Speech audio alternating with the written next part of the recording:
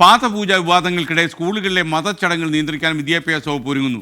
എല്ലാ വിഭാഗത്തിൽപ്പെട്ട വിദ്യാർത്ഥികൾക്കും അംഗീകരിക്കാൻ കഴിയുന്ന പൊതു മാനദണ്ഡം തയ്യാറാക്കാനാണ് വിദ്യാഭ്യാസ വകുപ്പിൻ്റെ ആലോചന. വിശദമായ പഠനശേഷമാകും തീരുമാനം. അതേസമയം സ്കൂളുകളിലെ പാദപൂജയിൽ വിമർശനവുമായി ദേവസ്വം വകുപ്പ് മന്ത്രി വി എൻ വാസവൻ രംഗത്ത് വന്നു. സംസ്കാരശൂന്യമായ പ്രവൃത്തിയാണ് നടന്നതെന്ന് മന്ത്രി 24നോട്.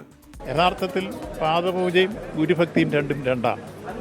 ഒരു ഗുരുവിനോട് ആദരവ് പ്രകടിപ്പിക്കുന്നത് കാല് കഴുകിച്ചല്ല. സാംസ്കാരിക കേരളത്തിന് യോജിക്കാത്ത രൂപത്തിൽ മതേതര ജനാധിപത്യത്തിൻ്റെ മഹത്തായ പാരമ്പര്യം ഉയർത്തിപ്പിടിക്കുന്ന ഈ കേരളത്തിൽ ഒരിക്കലും ഇത്തരത്തിലുള്ള പ്രവൃത്തി നടന്നുകൂടാ. അത് നിരാകരിക്കപ്പെടേണ്ടതാണ്. അത് അങ്ങേറ്റം അപലനീയമാണ്.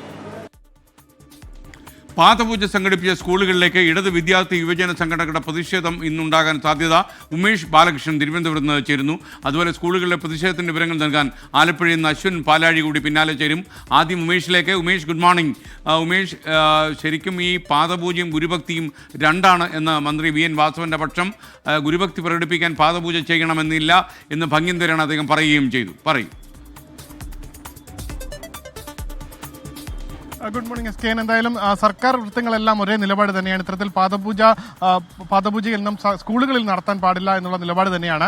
എന്തായാലും ഇതുമായി ബന്ധപ്പെട്ട വിദ്യാഭ്യാസ വകുപ്പ് സമഗ്ര പരിഷ്കാരത്തിന് ഒരുങ്ങുകയാണ്. കാരണം സമീപകാലത്ത് വിദ്യാഭ്യാസ വകുപ്പ് ചെയ്ത ഒട്ടുമിക്ക കാര്യങ്ങളിലും അത് നല്ല ഉദ്ദേശത്തോടു കൂടി ചെയ്ത കാര്യങ്ങളാകട്ടെ, അതിൽ മതപരമായ ചില വിഷയങ്ങൾ, മതപരമായ സംഘടനകളുടെ എതിർപ്പുകൾ എല്ലാം വിദ്യാഭ്യാസ വകുപ്പ് നേരിട്ടുകൊണ്ടേയിരിക്കുന്നു. അത് സൂംബ വിവാദത്തിലാകട്ടെ, ഒപ്പം സ്കൂൾ സമയമാറ്റത്തിലാകട്ടെ, അതിനുശേഷമാണ് ചില സ്കൂളുകളിൽ ഈ പാദപൂജ നടത്തിയത്. ഈ രീതിയിൽ സ്കൂളുകളിൽ നടക്കുന്ന ചില ചടങ്ങുകൾ, ആ ചടങ്ങുകൾക്ക് ഒരു ഏകോപനം ഉണ്ടാക്കുക എന്നുള്ളതാണ് ഇപ്പോൾ വിദ്യാഭ്യാസ വകുപ്പ് ആലോചിക്കുന്നത്.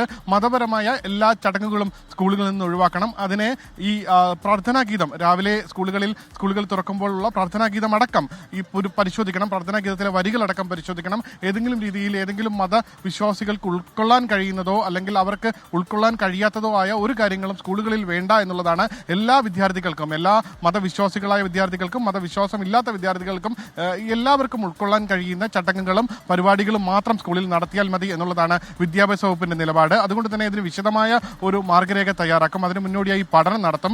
എല്ലാവർക്കും ഉൾക്കൊള്ളാവുന്ന ചടങ്ങുകൾ ഒഴിവാക്കേണ്ടവ തുടങ്ങിയ കാര്യങ്ങൾ വിശദമായി പഠിച്ച് വിശദമായ ഒരു സമിതി തന്നെ നിയോഗിച്ച് പഠിച്ചായിരിക്കും നടപ്പാക്കുക. S K N.